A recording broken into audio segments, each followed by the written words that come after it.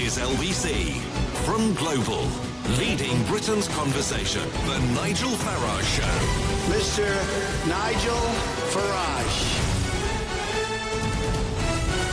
Thank you, Donald, and good evening, everybody. Well, I said on this show a week ago that I couldn't remember in my lifetime a new government getting off to a worse start, because we had the Foreign Secretary, Boris Johnson, publicly disagreeing with the Chancellor, Philip Hammond, and that was specifically over the 1% pay cap for public sector workers. Little did I know that it was going to get a lot worse than that and descend into farce over the course of the last weekend, where now they're all publicly briefing against each other.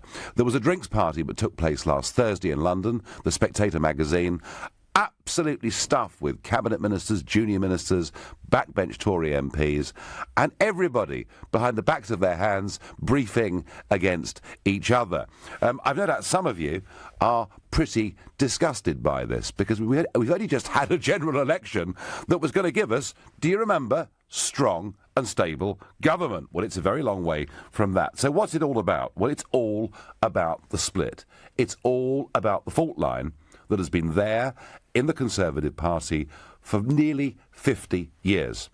And it is the attitude towards being part of the European club. And there are some very senior figures in this cabinet who basically do not want Brexit to mean leaving the single market, leaving the jurisdiction of the European Court of Justice, and they're fighting back. Who are they? Well, of course, the Chancellor, Philip Hammond, continually talks post-Brexit about transitional arrangements, ones that could possibly last for many, many years. You've also got Damien Green.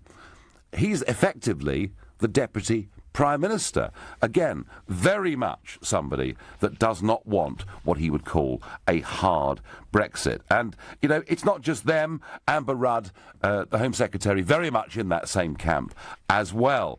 And on the other side, you've got the David Davises, the Boris Johnsons, the Michael Goves, who believe that Brexit was about leaving the court, leaving the customs union, taking back control of our borders. There is a hell of a split there. And you can always tell there's trouble in the Conservative Party, because their reliable old dinosaur, Lord Heseltine, is brought out, I think, at the Natural History Museum, but I only say that because he absolutely hates me.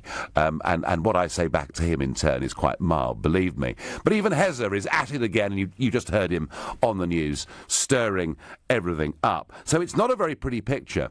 And you might say, does it really matter? Well, let me put this to you. It really does. Why? Because we are just about to go into a period where we're going to make the biggest change, the biggest political change this country has seen for hundreds of years. We're leaving the European Union. We're taking back control of our own country. And our chief negotiator, David Davis, goes into these negotiations, and I saw those pictures today. Monsieur Barnier looking very much in charge, looking very much the governor. Indeed, Monsieur Barnier setting the terms of the agenda. So we're discussing at this phase citizens' rights, money, namely what's the exit bill going to be. We're talking also, because they want to, about the Northern Irish border with Ireland, although quite why that's their business I'm not exactly too sure. So all the things we're talking about are being dictated by Barnier. And what we need is a Brexit negotiator in David Davis, who's got, in my opinion, who's got the full support of the British cabinet behind him, a united voice, because if Davis's hand is weakened, then we're unlikely to get the kind of Brexit that 52% and now 70% say we should get on and do. So I'm asking you, does Davis look strong or weak as these second-round negotiations begin? And so if you think he has been weakened, effectively somewhat stabbed in the back by his own colleagues, then please call me on 0345 6060 973. Maybe you think, no, it's OK, Davis is ex-SAS, he's a cool guy, he's still got the upper hand, then text at 84850. Or perhaps you think like, Tony Blair. Did you see him pop up over the weekend, giving those interviews, saying that Brexit must not happen? I have to say, personally, I thought the whole thing was pretty loathsome. I would have thought after the Iraq inquiry, after the Chilcot report, it might be better if he kept out of public life. But no, he's still there, fighting the EU's corner. I wonder whether he thinks if Brexit can be reversed, maybe, just maybe, he could become the President of Europe one day. If that's what you think, maybe you agree, maybe you disagree, feel free to tweet at LBC using the hashtag Farage at LBC. And, of course, I'm here in the London studio, and by going to lbc.co.uk, you can watch us live on Facebook. So, is David Davis looking strong all week today in the negotiating rooms of Brussels? David from Mansfield, good evening. It doesn't matter if David Davis is weak. The total Tory government at the minute is embarrassing. I voted for Brexit. Yep. Now I'm thinking, probably not, because what we're going to look like in Europe, we're not strong. We've got nothing to fall back on. I just think we're an embarrassment. Well, actually, David, I'm going to disagree a little bit with you. There's a lot to fall back on when you've got, you've got America, you've got Australia, you've got Japan, and many other countries, lining up and saying, "Hey, we've just done it. Europe has just done a free trade deal with Japan. Yes, I know it's taken years to do. Hang on, Switzerland did this years ago, David. Yeah, very true, very true. I mean, no, look." I agree with the first thing that you've said, that it is actually embarrassing, and it is very difficult to see how Barnier is going to take David Davis seriously, because he's going to say, well, David, these points you're asking for, is this your personal opinion? Or is it the opinion of the Foreign Secretary? Or is it the opinion of the Chancellor? It's difficult, isn't it, for Davis to represent the British government and be taken seriously, given this really bad behaviour? Well, the Tory government at the minute, I'd say I'm a centre-right person. Yeah. And I voted for the Tories in the last government because from Mansfield we wanted the hard Brexit. We voted for the hard Brexit. That's what we voted for. I think everybody who voted for Brexit voted for a hard Brexit. When they voted for a soft Brexit, they voted out. But obviously now we're going to get, the way things are looking, is a soft Brexit. If we vote the Labour Party in, we'll get a soft Brexit for some reason. But what's the point of voting Brexit to get a soft Brexit? Well, out is out in my. No, well, I think, and David, I think, as I say, the opinion polls say that 70% now, however they voted, whatever they thought at the time, think it's a democratic decision. Let's get on with it. And what's interesting, David, is, and you were a Brexit voter. I wonder how high immigration was on your list of concerns when you voted Brexit. Huge. You don't know what's happening up in the old pit villages that are happening up in the north of Nottingham. It's totally flooded with Eastern Europeans. I'm not saying they're a bad thing. I'm just saying that it's totally. There's places like Shirebrook that probably people won't have heard of. It's now just totally gone because of Michael Ashley's Sports Direct. Yeah. Obviously employed by everybody who is Eastern European because they're low-cost labour. Fair enough, no problem. You're a businessman. You want to get cost down. Yeah, I'm going to say. But what has it done? Yeah. Mike Ashley, by the way, folks, is not on his own in doing this. A lot of big businesses have. But what you're saying, David, is it's fundamentally changed the community. Totally changed the community. Yeah. Totally changed everything. But that's not my point. My point is, I voted for Brexit, but we're not getting the Brexit that we voted for. We're getting a totally different Brexit that's going to be coming, and it's just a shamble. Well, I believe that David Davis wants the kind of Brexit that you voted for. And I say that because I shared platforms with him all over the country during the referendum campaign. I've known him a long time. But if his hand is being weakened because his own side are effectively trying to put knives in his back to try and water down Brexit, then we're not going to get it. David, I thank you for your call. And I think there are millions of people like David out there, who voted because they do genuinely want us to get a grip on our borders. And at the moment, there is no sign of that at all. Bob in Bath, good evening. Good evening, Nigel. Good evening. So, is David Davis looking strong all week in this negotiation? I think you are doing a very, very disservice to our government. Me? You are backstabbing everyone. Hang on. I've supported you, Nigel, many, many times. I've spoken to your offices. I've spoken to your officers. Yep. And now, all you're doing is trying to split our government. Now, our government is what we have voted for. We had a referendum. You now support Corbyn many, many times. His name has cropped up many, many times.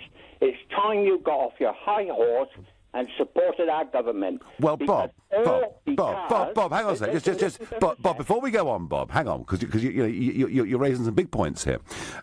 This government doesn't need any help from me to split. It's split already. Look at the way they're behaving, Bob. Publicly rowing with each other, briefing behind each other's backs at spectator parties. Just read the Sunday newspapers. Bob, this isn't my doing. This isn't my doing. You just read the social media, all you guys.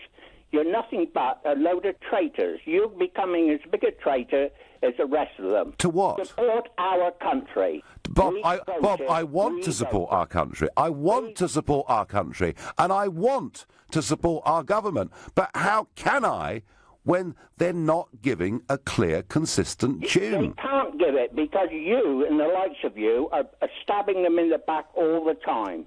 Lay off. Well, Bob... We've made a decision. Support our country. I do. Bob, I've spent my whole political career believing we should be independent, free and self-governing. And I promise you, when Theresa May gave that Lancaster House speech, I said on this programme that I agreed with every word she'd said. All right? I'm quite prepared, Bob, to bury any party political loyalties in the interest of us getting the Brexit that we voted for. Right now, Bob, we've got a government that really are at sixes and sevens, and that to me is the problem. Bob, I thank you very much for your call, for your opinion. I've been called a lot of things over the years, and the list just keeps growing. You're listening to The Nigel Farage Show, exclusively on LBC, and it's 7:15.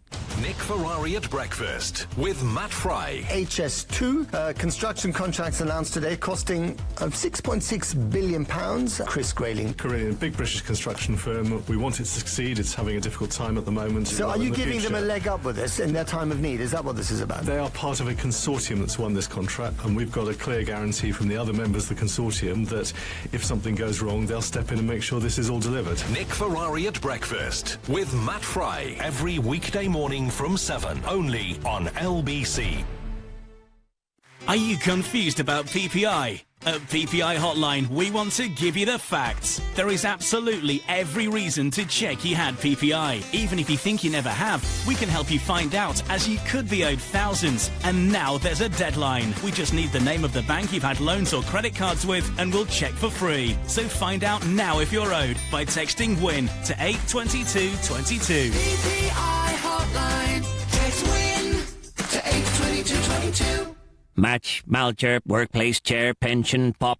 Sound a bit alien? Well, he's saying it's time for small businesses to set up a workplace pension. Still sound alien? Don't worry, the People's Pension can help. We're an award-winning scheme run by a provider with 30 years pensions experience. Our complete solution gives small businesses total support. Join the thousands of businesses already signed up at thepeoplespension.co.uk/alien. The People's Pension's a workplace pension scheme regulated by the Pensions Regulator. The People's Pension. Designed for people, not aliens. On a travel pack tailor-made holiday, you get to see the very best of the world. Tour the famous Route 66, the spectacular Canadian Rockies. Experience the magic and history of India, the wilds of Africa, or the exotic Far East. Start your journey with Travel Pack. For amazing prices on your tailor-made holiday of a lifetime, call Travel Pack today on 0208 903 9999 or visit travelpack.com. Atoll protected.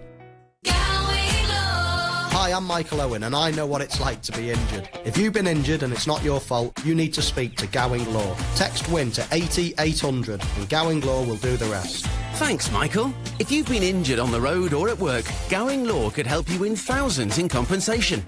We can tell you instantly what you might be owed. Find out right now and text WIN to 80800. So win with Gowing. Text WIN to 80800. You can earn more with a degree. And you can get a degree in just 2 years with a course at GSM London. Degrees are awarded by Plymouth University And if you don't have a formal qualification, you can start on our foundation year. Places are available for September at our Greenford and Greenwich campuses. Enroll now.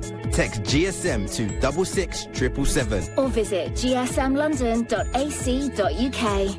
GSM London. Have bold dreams. We've been thinking about Lucy. Wait!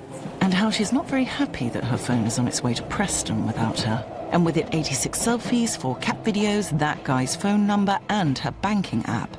But at least she isn't worried about someone stealing her money. That's because at NatWest we've already thought about the left phone on the train scenario.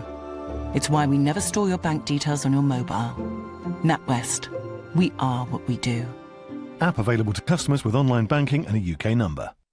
The Nigel Farage Show. Text 84850. Well, before the break, I was told all sorts of things. It's all my fault. Everything is my fault. Brexit is my fault. The split in the government is my fault. And Gordon was on there having a real go.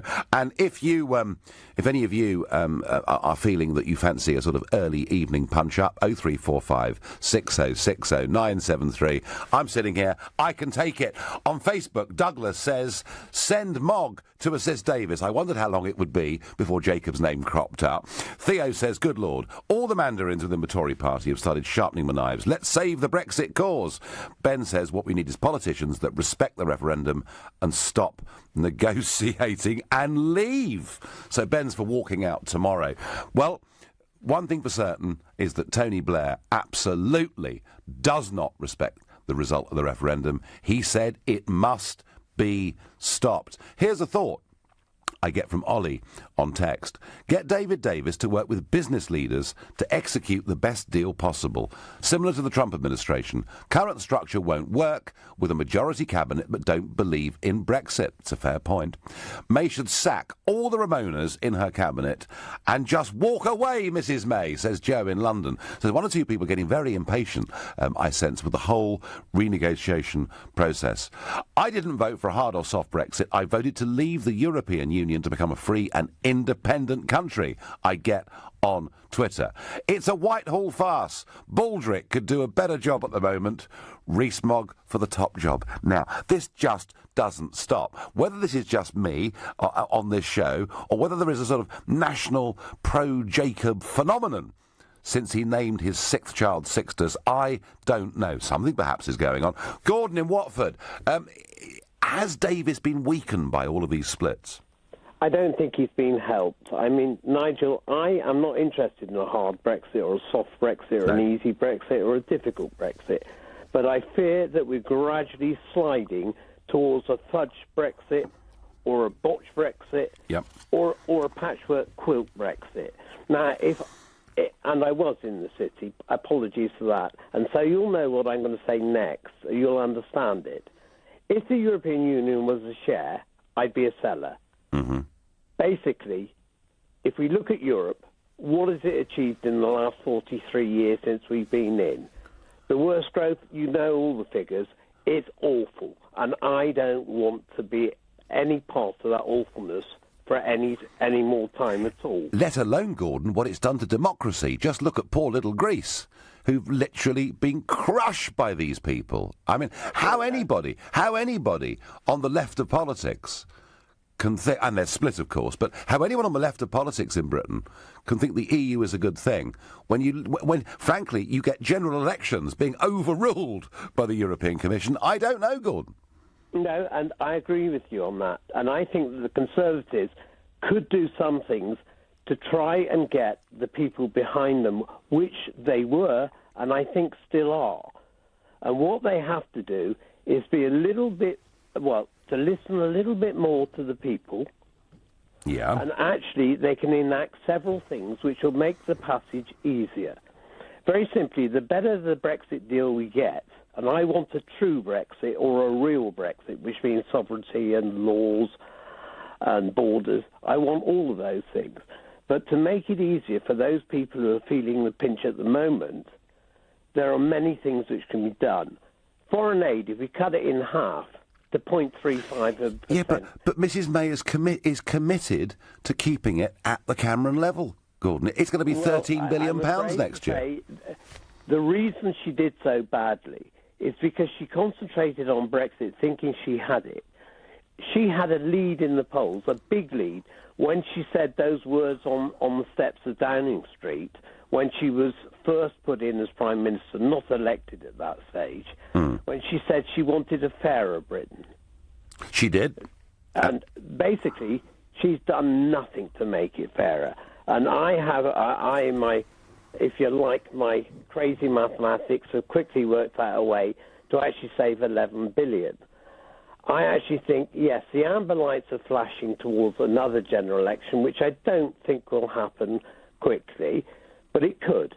But Gordon, even if they do one or two things that are very popular measures, it's very difficult for the people to get behind a government that is giving out different messages. And on Brexit, they really are. They are split. I mean, very simply, I agree with a flippant point, perhaps it was flippant, that you made. If you're not on side, if you don't want Brexit, then you should move over and let somebody else take the seat. Because, quite frankly, that's no position from which to negotiate. I believe that when we look at negotiations, Britain does not play or seem to realise it's got the best hand here. Of course it has. Now, Gordon, I'm with you on that. I think we've got a great hand, and yet we're being dictated to. Monsieur Barnier looks like the headmaster. He set the things we'll negotiate before we can even discuss trade. And then, in an attempt to really undermine us, Gordon, he last week met up with Corbyn, Sturgeon and Carwyn-Jones from Wales. We've now got Verhofstadt, the EU's representative, suggesting Corbyn becomes part of the negotiating team. So David Davis actually is struggling both ways here, isn't he? Number one, he's being undermined by his own cabinet, and number two, you've got a willful attempt now by the EU to try and split the British political system. That's how I see it, Gordon. Are you optimistic, Gordon, that Brexit's going to happen properly? I didn't quite catch that, Nigel. So I said, are you optimistic that Brexit is going to happen properly? No, I'm not optimistic of it, but I think it still could. Still could. Thank you, Gordon, very much indeed. Lisa, in Southern, in Warwickshire, good evening. Good evening, Nigel. It's a pleasure to speak to you because I've been a fan of yours for many years. Well, as a fan, that's lovely. But you tell me, Lisa, what on earth should be done? How is David Davis, at any point in this, going to be representing a united cabinet and government? Well, I just think at the moment that the political system is just in an absolute shambles. I've always voted Tory, and I've always voted Tory, not just because I've always lived in a Tory stronghold and that they're always guaranteed to get in, but I've always voted Tory because my parents were self-employed. We've been very low end users of the public sector, really, and we've paid a lot of tax. And, I've always felt I am very much a Tory, and I've always supported the Tories, although even when Labour were in power for 13 years, I've always stuck by them, and I've always thought that their points of view were truer. And I was delighted when the Tories got in, albeit a coalition, because I just thought, thank God, we've got a proper government, almost, to a point. Doesn't look like it now, Lisa, does it, just a few weeks in? No, and this is what I'm so disappointed about, is because one of the things that May really did so badly was that she had such high opinion ratings, and what she didn't do was she forgot about her manifesto. She completely didn't build something that would help her win locally.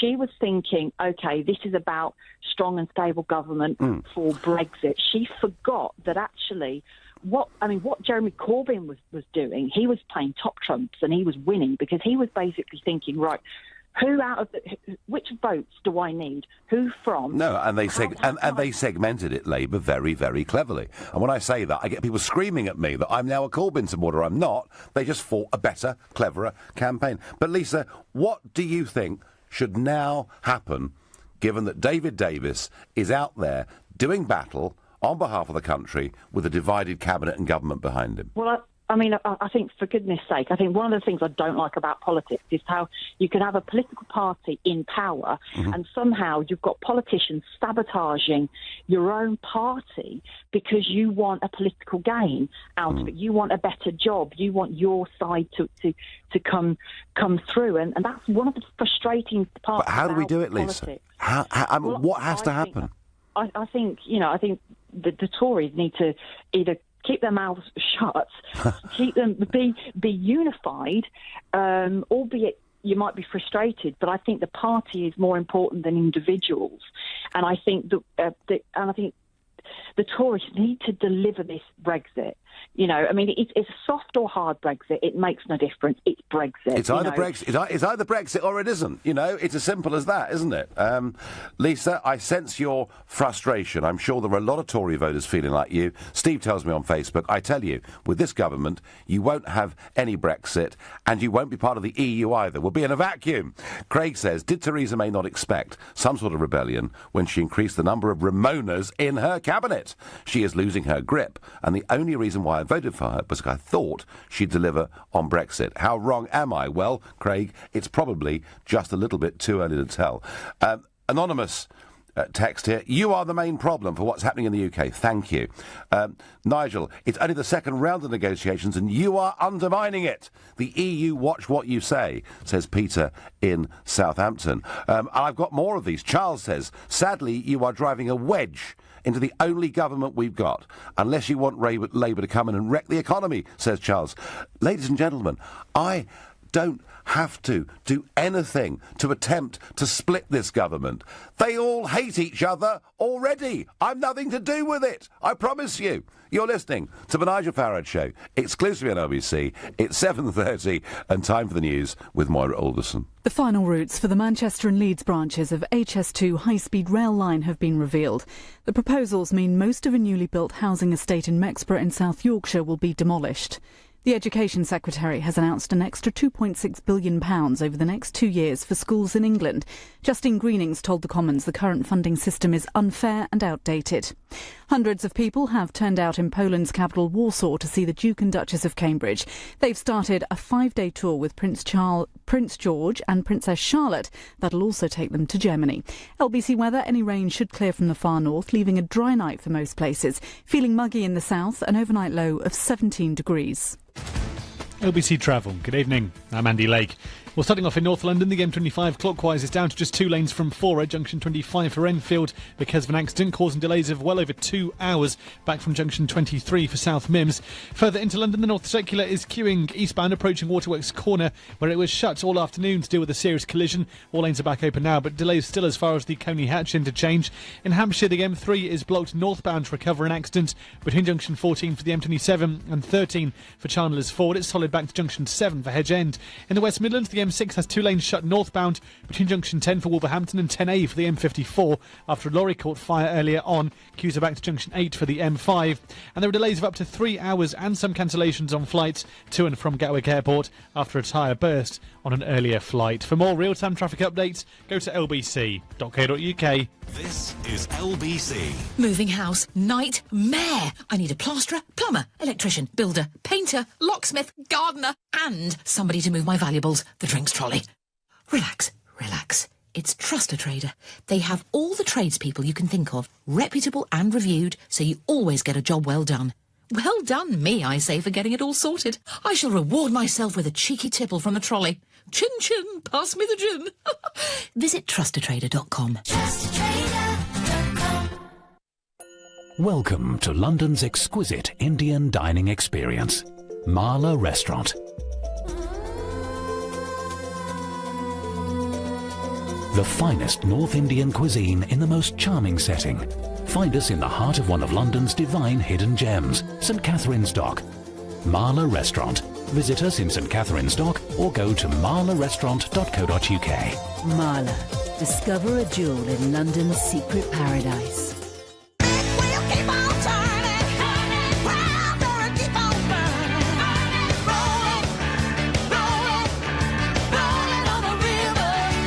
With breakdown cover from the AA, we'll do whatever it takes to make sure your big wheels keep on turning. Our mechanics usually get you going again in 30 minutes. Breakdown cover from the AA. Because anything can happen.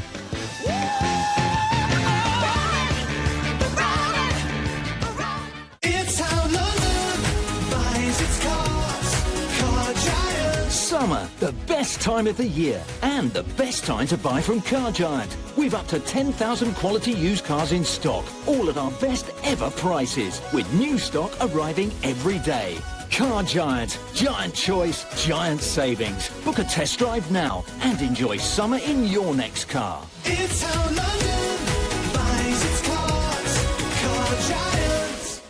When you need more space. Think creatively. What could you use a log cabin for? A studio? A home office? A den for the kids? Creative Living will design and build a log cabin to suit your needs, even taking care of electricity and climate control. See for yourself at our 3 large cabin display villages in Surrey. Find out where at creativelivingcabins.co.uk. Your own log cabin, handcrafted, the creative living way.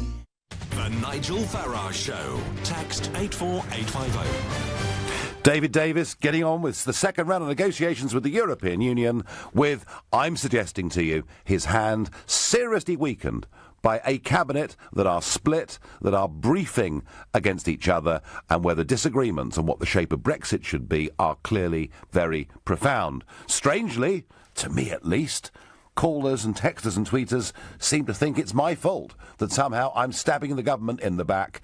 I don't need to. They're doing it to themselves. But the other story that we have been following over the course of the last week and more is, of course, the story about baby Charlie Gard. And I've made it very, very clear from the start of this that I believed it was about parental choice, that provided little Charlie wasn't suffering unnecessarily, the decision as to whether he should go to America to get a revolutionary new treatment that may or may not work, that decision should be taken by the parents and not by the hospital here in London.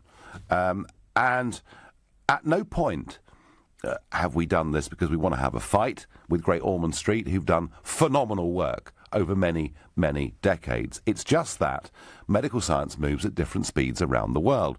And I found it very hard to believe that the medical establishment, backed up, it seems, by almost the entire political establishment, were not for giving Charlie's parents the opportunity of giving that boy one last chance. I think I found myself the only political figure backing these parents in this campaign. I know a lot of you felt the same way, and I'm pleased to report that what happened on Friday was in many ways a great victory for parental choice, in that the judge said that he would allow for the American doctor, Dr. Hirano, who's the professor of neurology at Columbia University Medical Center in New York, he would allow the doctor to come and examine little Charlie Gard to give an opinion. And that is exactly what Dr. Hirano has been doing today, and he'll be doing some more of this tomorrow, and there will be a report that goes back to the court this Friday, and we'll get a decision next Tuesday, a final decision next Tuesday on what is going to happen. And I think it was a great victory that the judge has allowed for this to happen. And having spoken to Charlie's parents, face to face, and if this doctor says, look, I'm sorry, there is absolutely nothing that can be done, they would accept this. They're rational, sensible people. But all the while they feel there's a glimmer of hope, please don't blame them for fighting to give their kid one last chance. I suspect every person listening to this show, if they put in the same position, would feel the same way. So we'll see what happens with that story over the course of the next few weeks. And back to David Davis going in. It looked to me rather like the headmaster's office with Mr. Barnier this morning, and without a united team behind him. Marin says to me, Nigel, can you publicly ask Tony Blair to keep out of Brexit talks? He helped wreck our EU membership. He should have no power to wreck our EU exit. Douglas says, the more the EU try to drive us down, the more I think we will succeed. We are at our best in adversity. Douglas, we are at our best in adversity if united. and this is the point I make to my detractors right now, who are saying that I'm damaging the process by criticising the government is split. If the government was united, and if it was pushing to get the things that Theresa May outlined in her Lancaster House speech in January of this year, I would be on this show saying, great, keep going. The fact is, it's just not happening. Chris in Blackheath is my next caller. Chris, good evening. Good evening, Secret Remainer. How you doing? I'm a Secret Remainer, am I? Oh, God. Well, now, I tell you what. What do you mean, are you? How many times have I told you you're a Secret Remainer? Am I? You know, you stood up in the European Parliament. You helped the Remainers by acting like a petulant child straight after the referendum. You got Lectern Theresa, who keeps on flipping, dragging a lectern around wherever she is. She's not happy unless she's standing at a lectern making some kind of diktat. You then got people coming out with no plans, like yourself, like Forrest, like what's this guy's name, Michael Gove. Everywhere goes, he goes leaving a trail of destruction. he's terrible at education. What else have you got here? I'm not sure if I'm warming to you. I'm not sure if I am. Now that I know that you are the Remainer General, but it's not just you. Well, I tell you what, Chris. I mean, if you're right, in what you're saying here, then it's been a pretty good cover act for the last 25 years, hasn't it? Do you know what? The Scarlet Pimpernel, they seek him here, they seek him there, they seek the Pimpernel everywhere. Come on, Nigel, seriously. You know, this time I made sure I made notes just so I could get my point across distinctly. I honestly believe, and I hope, because everybody knows, I am a Remainer. No, I'd never have guessed Chris in Blackheath. I really wouldn't. Well, Nigel, let's put it this way. We're not going to leave the EU, and if we do, we are going to... So you're a Blairite. You're a Blairite. It's never going to happen, yeah? I don't even think it's about being a Blairite. I think, in the House of the Parliament, the MP that actually stood up the day after the referendum and actually said, we do not need to do this. This is a plebiscite referendum. That's right. All those horrible, thick people, those voters that don't wash enough. It's not about being... It is. Oh, Chris, it is. Believe you me. I hear it again and again and again. The stupidity of the Brexit voter. We are the masters. We know what's good for everybody. Well, do you know what, Chris? I mean, the greatest thing about the referendum was that the establishment got the kicking that it deserved for its sheer arrogance over decades in assuming that it knows what's good for ordinary folk. Yeah, but Nigel, you've just actually, you just said it there. The establishment got a kicking. But at the end of the day, what about the people who come after you, who've got to make the money for the country to take care of the older people? It's not about just giving the establishment a kick in, Nigel. No, Chris, you're quite right. It's about the United Kingdom becoming independent, democratic, free, and opening ourselves up to the 85% of the global economy that is not part of the failing European Union. Chris, I am optimistic. I am bullish. I think there is so much more we can do, freed from the shackles of this club. Well. You're pessimistic as well, Nigel. No, Chris, if we do this properly, it'll be fabulous. The worry I've got, if I'm being frank with you, is I'm not sure this government, given that it's so divided, actually knows what to do. And Can I go one step further? Go on. Can I go one step further? Yep. You shouldn't be worried about the fact that the government don't know what they're doing, because they don't. They haven't got a plan. They haven't got a clue what they're doing. You've got David Davis, who's going to be slaughtered on the Parliament, on the steps of the EU Parliament, not because the EU wants to do it. It's because he's being sold down the river by his own party. I agree with that. No. I absolutely agree. So, Chris, given that you and I come at this from a different political perspective, what do you think should happen next? I think you're not going to like it.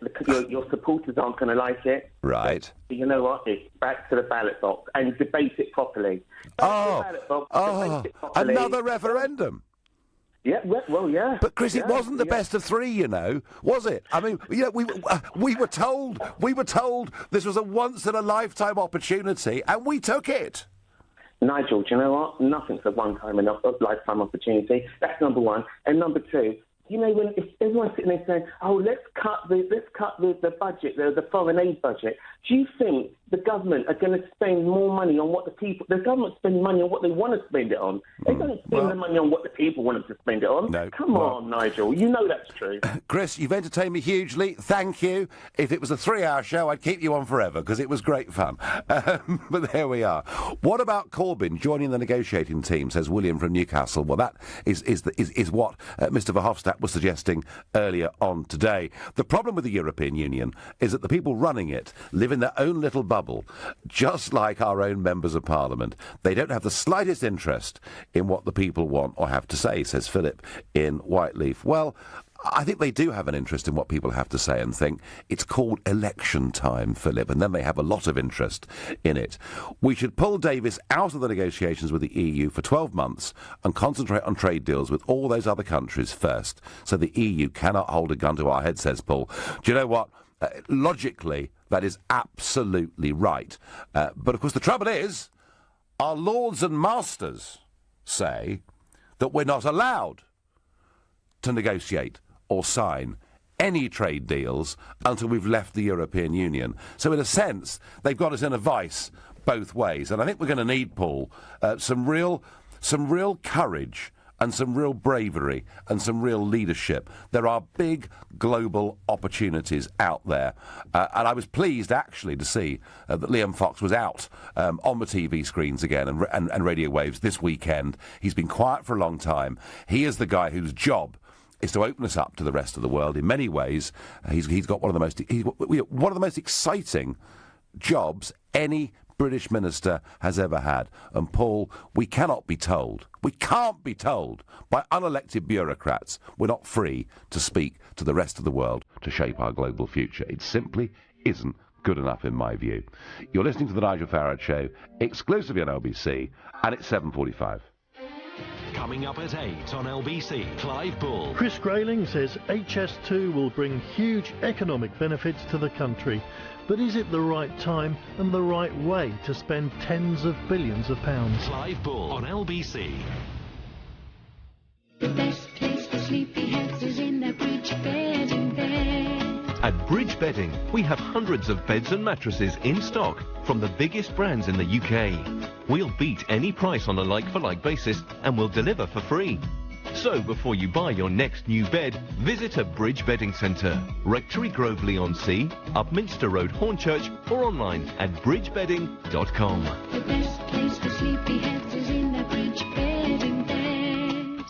Right now, BT Infinity comes with our lowest ever standard fibre price. It's $24.99 a month on a 12-month contract, with $59.99 up front. That's a welcome discount of over 25%. You'll get the UK's most powerful Wi-Fi compared to major broadband providers, and free access to 5 million Wi-Fi hotspots across the UK. So don't miss our lowest ever fibre price. Join BT today at bt.com/deals. Discount versus price from month 13. $34.99 per month, 25 gigabytes usage. Prices may change. Terms apply to verify. See bt.com/smarthub. Stub out your last cigarette and celebrate with a holiday in the Caribbean. London South Bank University is looking for smokers to take part in an exciting new research project in the capital. You'll be paid to take part, and along with the chance to become a non-smoker, there's a Caribbean holiday and more to be won. So hurry, search online for LSBU Stop Smoking Study. That's LSBU Stop Smoking Study. Over 18s only, T's and C's apply. Moving house, nightmare. I need a plasterer, plumber, electrician, builder, painter, locksmith, gardener, and somebody to move my valuables, the drinks trolley. Relax, relax. It's Trust a Trader. They have all the tradespeople you can think of, reputable and reviewed, so you always get a job well done. Well done me, I say, for getting it all sorted. I shall reward myself with a cheeky tipple from the trolley. Chin chin, pass me the gin. Visit trustatrader.com.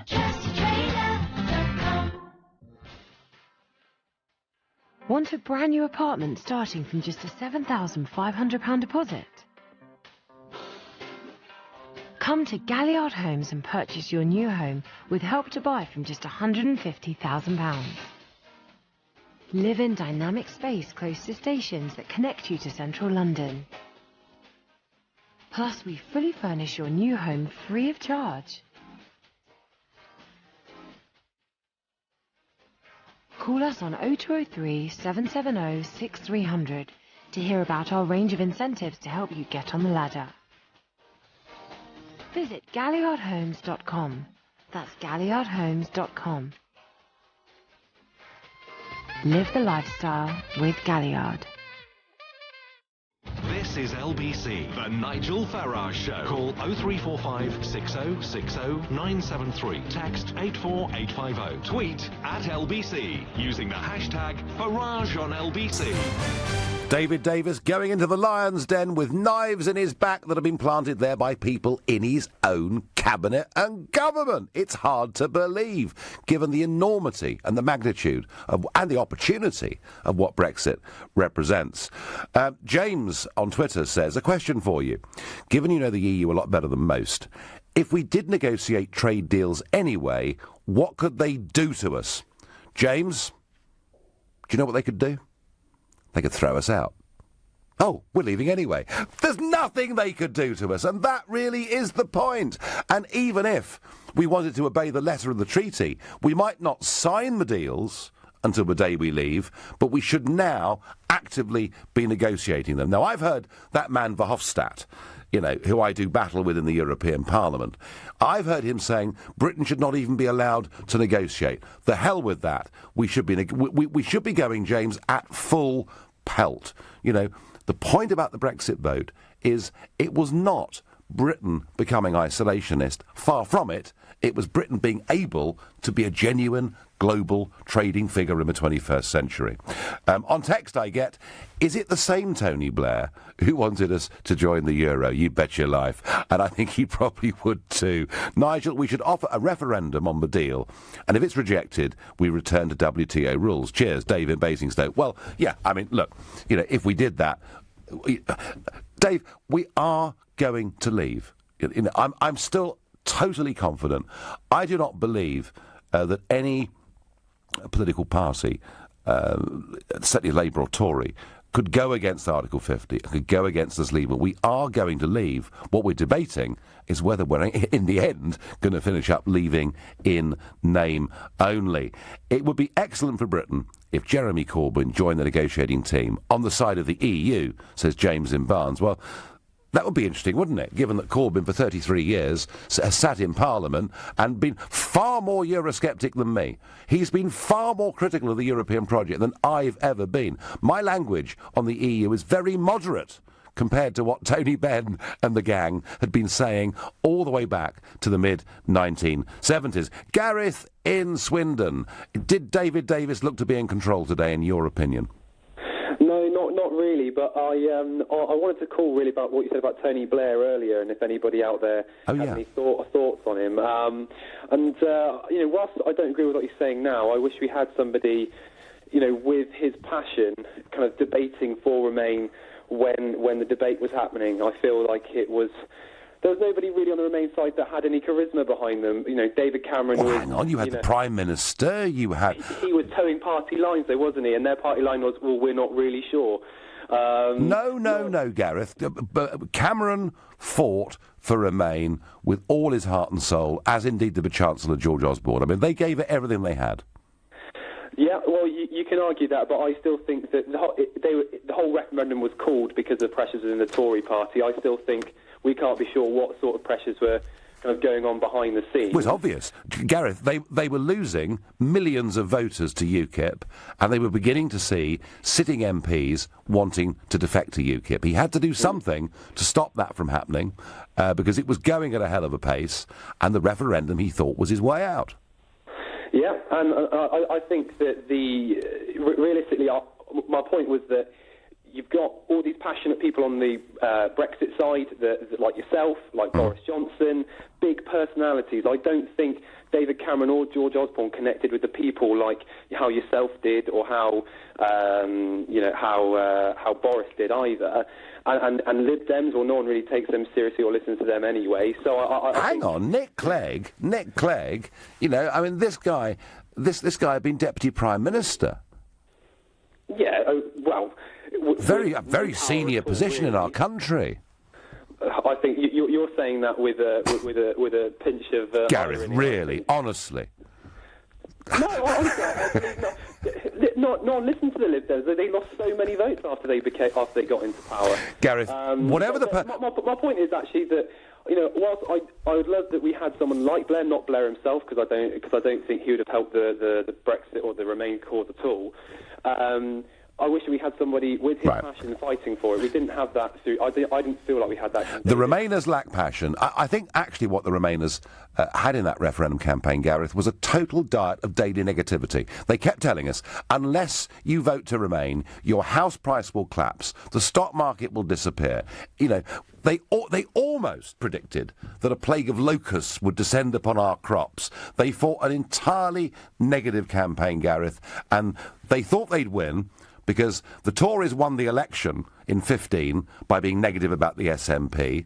They felt they won the referendum in Scotland by being negative about what withdrawal from the United Kingdom would mean. It was the third year in a row of negative campaigning, and it didn't work. Gareth, I thank you for your point that Blair, whatever his faults, Gareth makes the point, Blair is a politician of passion who makes his arguments, which indeed, at his best, and I'm going back 10 or 15 years, he was probably the best in the business by quite some margin at doing that. Sean says, trade will decide this. The Germans will not want to lose exports to the UK. Logic, Sean, says you're right. I'm not so sure Mr Barnier is thinking about economic logic. I think he and Juncker are trying to preserve the failing project that is in many ways falling apart at the seams. And I love it, how when we discuss Brexit it gets so personal. It's wonderful. Jan says, we need a referendum that is not based on lies. Your lies, Nigel. Jan, we've had this many times. And I challenge you all now. Tell me one lie I told during that referendum campaign. Just one, Jan. Lines are still open, Jan. 0345 6060 973. Lynn says Hammond should be sacked. Matt says this government are deliberately messing this up. Think about it. A Remainer PM, a Remainer Chancellor, and so on. Oh, Matt, it can't be that bad, can it? Nick in Newbury. How's Brexit going? Is David Davis being let down by his own side? Well, it's all very well for you, Nigel, to come on here Monday to Thursday every night, reaping up all your fans' affection, thinking that you got them Brexit and everything, when actually they're actually in government doing it. You're not. You talk about splits. Yeah. You talk about splits. What happened to UKIP? You talk about loathsome. You look at people like Paul Nuttall and people like that. I think it's all double standards and hypocrisy. And just on that point that last caller was making, I know one of your specific mantras is that UKIP, or you got the vote, you got the referendum. No, you didn't. They were going to have the vote anyway. No, they weren't. It was a wonderful diversion. No, they weren't. A wonderful diversion about Europe. Banging on about Europe was a massive diversion against the problems the Tory party faced. And you're a Tory just as much as they are. Oh, I? But why have I not been a member since 1990 then? Because you couldn't get elected. Well, hang on, I was... But I was... You couldn't get elected, But I was 26 years old and working in industry. Nick, you can fire whatever venom you like at me, but it's got to have some basis of fact, hasn't it? Well, the reason why you didn't carry on in the Tory party because you couldn't win a seat. Now, that's no disrespect to you. No, Nick, sorry, that is utter... Win a seat. That is utter nonsense. I was only a member of the Conservative Party. I had no ambition ever to be in elected politics. I had a proper job and a life, and I only got involved in politics and helped to form a brand new party whose prospects of success were just about zero because I believed so strongly in the issue. Simple as that. So, Nick, you're a Remainer, presumably, are you? No, I'm not either. I want to see Europe. I want to see a proper political federal Europe. To me, right. The referendum was complete false, based on false notions. So you want really coming out of anything. You want a European army, European foreign policy, European currency. You are a European, Nick. Well, I'm an internationalist, and that's what Corbyn is, and that's what the Bennites anti-Brexit, anti-European stances, and nothing to do with your type of Brexit. What are you talking about? What are you talking about? Look. I think you understand now. It is very difficult. It is very difficult to be an internationalist if you're part of the European Union and forbidden from making your own relationships around the rest of the world, Nick. Not at all, because the potential of Europe can advance internationally. That's why. One global government. Yes, that's what the Trotskyites want. Nick, I thank you for your call. It's not what I want, I've got to tell you.